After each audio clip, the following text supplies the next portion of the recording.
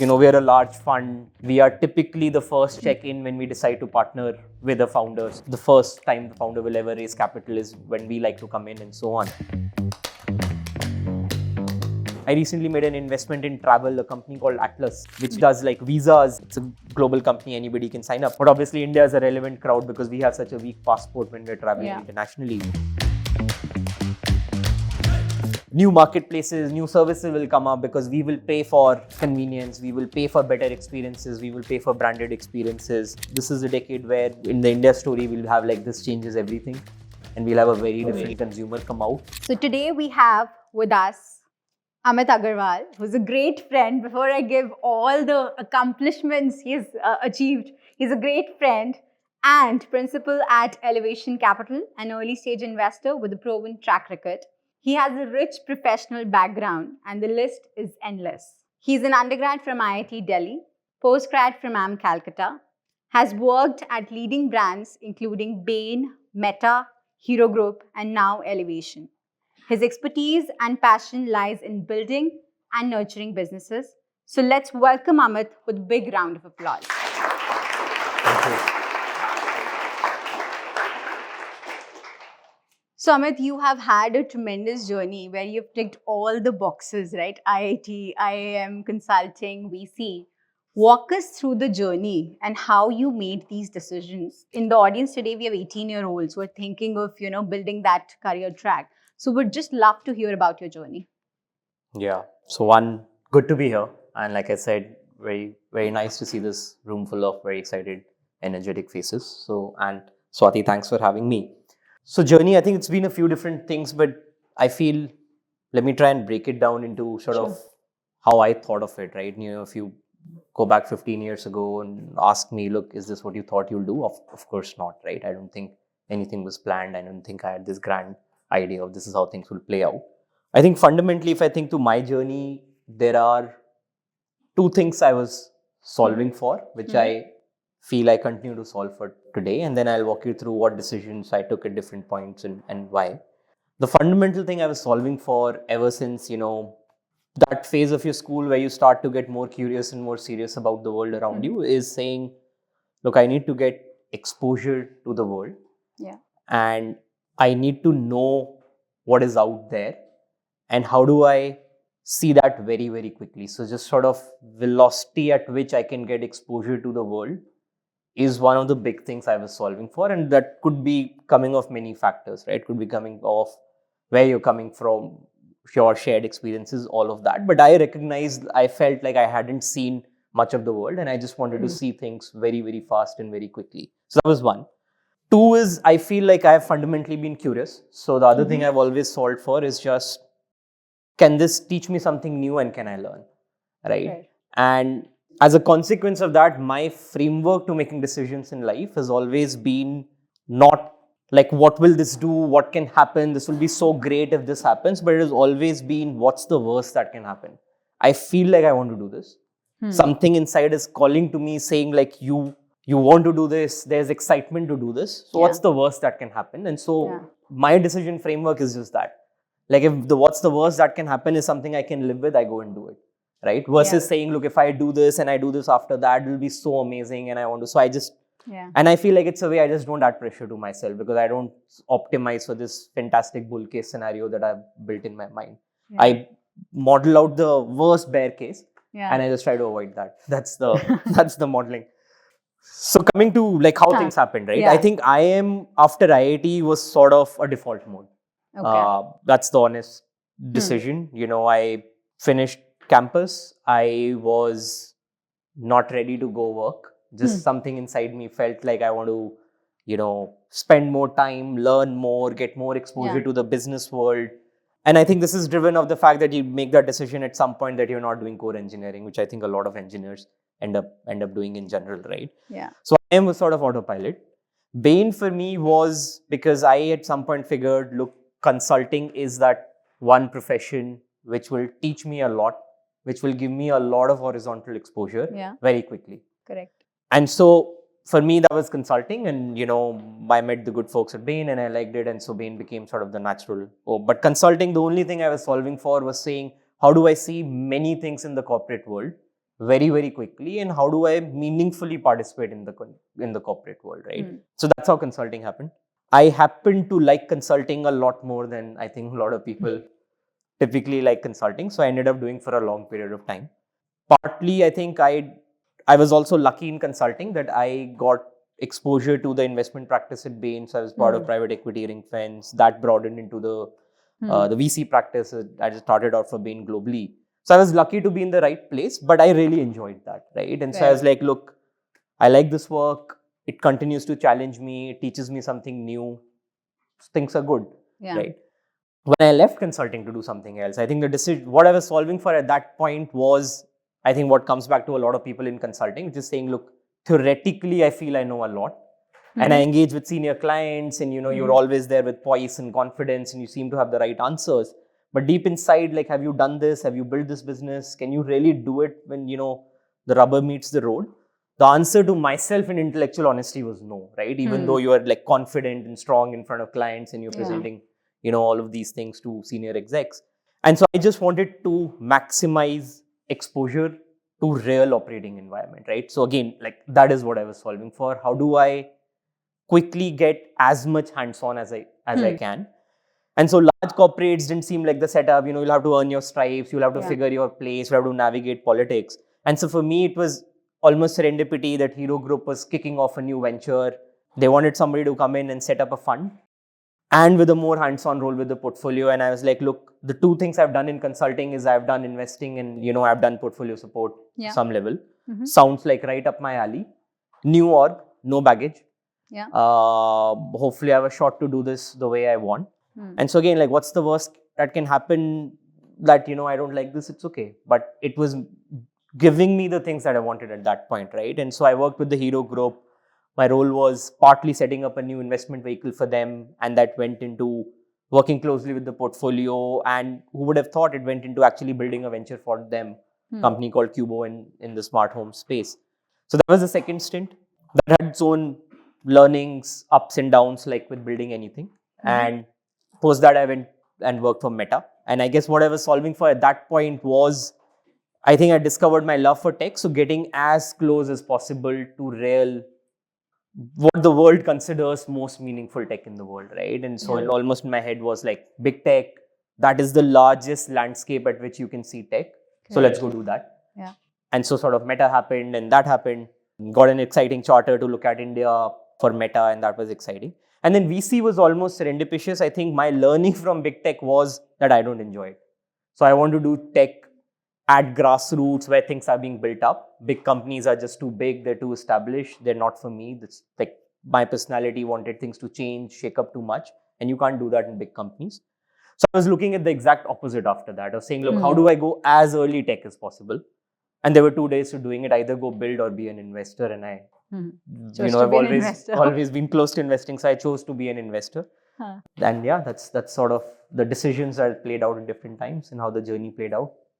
I think one thing I like about this is the clarity of what you wanted, and then keeping the downside away, saying what's the worst that can happen, and it's not too bad, you can live with it, then go ahead and do it. As with Meta, you said, okay, how many years did you do it for? 2 years. 2 years, and you said, okay, I have clarity that, I'm not going to do a big tech again. So now I've seen big tech. I'm not curious. Like, you can talk to me about Amazon, Microsoft, Meta, Google. I know how they work. I know how things work. I know how decisions happen. I know how execs think. And all of these are valuable learnings, by the way, right? A lot of my portfolio goes and sells and works with big tech. I can point them exactly how to navigate these orgs because I've been there. But I just know it's not the place for me. Like, I just don't enjoy it as much. Or like, at least at this stage, I have too much desire to shake things up. It's like you just can't do in massive orgs in like a that. large organization. Fair. Now, a lot of the students, and I would say majority of the students, are very new to what a VC firm does. They all know what entrepreneurs do, but they don't know how do investors think about it, how do funders go about investing in startups. So could you elaborate a little bit of what your day looks like and what you do at a VC firm? So I think very fundamentally, our job is to, enable these founders who are doing really fantastic things out there, right? Like, that's the dream, that's the vision, right? Like, how do we identify the best founders obviously capital is a critical part of what we bring to the table, but Mhm. the intent is to bring a lot more than that, right? Because truly we are also passionate about, some of the things that founders are building out, the exact contours of what a founder is talking about when we decide to partner. And so how do we enable that, right? So capital aside, how do we support, as especially as an early stage investor, right? And as you talk about Yeah. investing more broadly, this might change, but for us who are really sort of first capital partners to a company, that's the job. And so what do we look for? This will have a little bit of elevation capital flavor to it, because we're a large fund. Yeah. We are typically the first check-in when we decide to partner with a founder. So the first time the founder will ever raise capital is when we like to come in, and so on. Mhm. And so what do we look for? We look for large problem spaces. So people can call it TAM. I like to typically think about problem spaces. They manifest in terms of markets, but I think a lot of this class might have or will hear all of these case studies, how like before Uber happened, the TAM was tiny, right? Like Yeah. nobody would have. So I think TAM is sometimes misunderstood, but like just the problem needs to be large enough. There were enough people still hoping to get from place A to place B, and it just wasn't working for them, right? And that's why Uber deserved or needed to be built, right? But you do taxi market TAM, and you said, this is $100 million market, who cares, right? So large problem spaces, because fundamentally for us as a large fund, we want to work with the best in the largest companies, right? So that's for us, like it matters. To the most ambitious founders, I think entrepreneurship is hard, building companies is hard. A lot of curveballs get thrown at you, a lot of things will go wrong. So the most insightful, the most ambitious founders, how do we find them? How do we, partner with them? This is often, at early stage, this shows up in the way the founders think about the solution, the depth of thinking that they think about that, the immersion they've built into solving for that, the amount of time they've spent with their customer to really say, look, I have the pulse of this, right? We could have all heard anecdotally the same problem, but I really get it. Because I've spoken to like hundreds of people and I really know what goes on in their mind. So either it's customer obsession or hustle or the quality of insights, but something to demonstrate that this is truly exceptional, right? Like this line of thinking or this line of solutioning is truly exceptional. So sort of that's second. I would say that's really the biggest, two things that matter, right? Like a big problem space and the right team, which just is uniquely thinking about it in a way that nobody else is thinking about it. Everything else follows. I think execution follows. All of those things become relevant. For us, like those are really the two things. So what's the problem statement and who's solving it? Yeah. And how are you thinking about solving it? Like what's your answer? Got it. Now, a lot of founders here obviously are very, very young, and you have invested in young founders, right? BlueLearn is your portfolio, FamPay is your portfolio. So does the age matter? Age of the founder? No, I think you answered that. Age doesn't matter. The BlueLearn guys hadn't even graduated. Yeah. ShareChat founders hadn't graduated college. They were in IIT Kanpur when we funded them. So it doesn't matter, right? Like. So what do you look for? Because they may not have the experience. Yeah. And insights also they may not have. So what are you really looking for there? There are two things, right? I think, and again, I'll have a little bit of a consumer view to this, because I look at consumer a lot more. I feel like for a lot of consumer founders, experience is overrated. Like, sure, if you've done something, it matters, all of that. But look at the world around us. Like, entire world of consumer is being reimagined constantly, right? And so you could almost argue that too much experience is a baggage, right? Like, you would think a certain way, you would say like, aise hi hota hai, but that's not true. Like, people reimagine things all the time.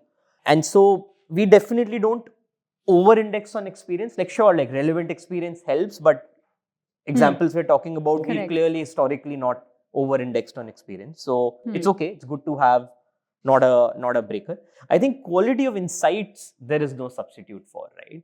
So either the iterative nature of, how you look at things, or the quality of insights. So just to make it very real, right? Like BlueLearn founders were running 100,000 member community on Discord. They hadn't built a product. They were too early in that journey, but they were running a Discord with 100,000 people. So the amount of customer immersion they had was unprecedented. And so when I spoke to them, they told me things I didn't know and I had never imagined, but they knew it and they were the TG, right? Similarly, ShareChat founders, they were running like WhatsApp groups And they had really built conviction on the fact that Facebook is not the only answer for India, and there is a domestic Facebook to be built out. And the thesis started as sort of Facebook groups for India, and then finally Facebook for Bharat, right? But between WhatsApp and the internet, they had built enough immersion into it. So I think quality of insights definitely matters. And smart founders figure out, or smart teams figure out a way to get there with or without experience, network, resources, all of that. In fact, like, we really admire when people get to those things without having like the full infrastructure behind them, right? They're asking the right questions already. Right? And sure, like, you might be 5 years into a job and still be asking the same question. Correct. And I think young founders have this, as you said, that they don't think in a typical way because they don't have the baggage of the experience. So they are experimenting, learning, coming back with insights and doing it all over again. And that really matters. Actually, baggage really matters, right? We were just talking about like why we're getting fresh new blood, because like that's the problem. Like, so many of us have baggage. I've seen so many things at different places where I would just say, yaar, but ऐसे ही होता है, you will get stuck. But somebody will say, I've never seen it, so I didn't know ऐसे होता है. So I tried something else. And it worked. So guess what? Fair. Now, let's talk about some of the lessons or the key challenges. You worked at Meta, you worked at Hero Group, and you were facing a lot of hard problems that you were solving there. So any lessons from Hero or Meta that you would want to share that shaped you as a leader or, decision making? I guess the biggest learning in that building journey where you're going after, chasing a dream, sort of going after this pipe dream, building something, is I learned the power of a team which believes, right? And why it's so important to get that early team right. I think as at larger companies, you don't care about this as much. Yeah. You want good people, pedigreed people who look nice, if their LinkedIn says this company, vice versa, all of that. At early companies, there's a handful of people. There is no job description. I was frequently like hiring people, recruiting people, where I was telling them, like, sure, the role is marketing, but I don't know. Right? Like, it will require what needs to be done, right? Because at that moment, I thought my job was like founder, but like that is translating into running call centers and answering calls. I didn't know. Yeah. Right? So that matters, right? Like, so I guess my biggest learning was why the first 10, 15 people that you choose to get in, your co-founders included, right? Like, it really, really matters, right? And they have to be equally passionate about the idea, because every 15 days you'll have an existential crisis where you'll feel you guys are the stupidest set of people who are going after a problem which nobody cares about, and you are wrong, right? And it's so easy to give up if you don't have the energy of 10, 12, 15 people who all believe, right? So just like lot of learnings, I think, from the Hero journey on team, people, why it matters, how do you build that culture where you truly come together for something. I think from Meta, I'll share actually a very different learning. Partly the reason why I felt large orgs were slower. A lot of good things to learn, but one of the things I also learned at Meta is, a lot of times when innovation is happening, when people are thinking about new things, it's so easy to say, but what if Google does it? What if Meta does it? Amazon will do it tomorrow. Microsoft will do it yesterday. So this is dead in the water. As a VC, you have to think about it every single day. Yes. Because these gorillas are sitting out there. I think the popular answer for this is that big companies are slow, which is what I've also implied. At Meta, I learned that's not the only reason. I think the real reason is big companies don't have the opportunity cost to do it. So at Meta, the scale at which we used to measure opportunities would be tens of billions of dollars of value creation. When you're running a company which is $600 billion now, $1 trillion when I was at Meta, $1 billion market is not exciting enough, right? So you cannot reorg, you don't create new teams, you don't fork out functions, you don't think of new people, because it's $1 billion opportunity. Like, unless it's tens of billions of dollars, you don't care. And so my big learning was, it's not that big companies are slow. When I have seen Meta move at phenomenal pace, the entire org all the way up till Mark, when the opportunity was large enough. But a lot of times, like, so many things which are exciting for startups, right? And you can build a great $1 billion, $2 billion company, which is very good for a founder, for us, all of that. Meta doesn't care. They will buy it when the company is $5 billion. Right? It will be free cash flow on the balance, the balance sheet, and they'll buy it. So that was a very counterintuitive, because I think the easier thing to say was big companies are slow, there's so much bureaucracy, which is true to some extent. But in a lot of these things, they're still very smart people at big companies. They are just in a different frame of reference to the world. Like think Microsoft and OpenAI. Yeah. Like that's the scale at which they work. There is just no small fish in the middle. Correct. And when that small fish becomes big, then they'll just go and acquire, as you said. Why would they worry about it right now? Yeah, so I was reading this interview of the HUL India CEO, and their view was, when we have a 5,000 crore D2C brand, we'll buy it. But till then, it's okay. Yeah. Like let the world evolve. Correct. Right? Because we have 70,000 crores in revenue. So few thousands here and there doesn't matter. Any macro trends that you see really are big? I mean, people are talking about AI in general, but anything that you feel that, this is really big, especially this problem statement where potential entrepreneurs should come up and, create something? So a couple of them. I think, again, my view as a consumer investor first, and maybe I will talk one or two beyond. From a consumer lens, I feel this decade now where we're sitting in the India journey, right? I feel we're almost in that decade where, this, I don't know who said it, there's that famous marketing line of like, this changes everything. I truly feel we're living that decade now. And this generation will live it now, right? Like everything will change. As a country, our economy is becoming so much more meaningful. There's also this global heuristic which is played out many times before, where today a $3,000 roughly, give or take, GDP per capita country, we are geared towards $5,000 GDP per capita, in the next few years, in 5 years, let's say. And when that flip happens, like that fundamentally unlocks discretionary spend for consumers. So a lot of categories come out, a lot of brands come out, because the consumer fundamentally wants better things, newer things, wants them now, is willing to pay for it, wants them in a branded avatar, doesn't want them in an unorganized avatar, right? So that will change. I think that will change the landscape of brands. If there are a lot of brands, then you need marketplaces to organize them.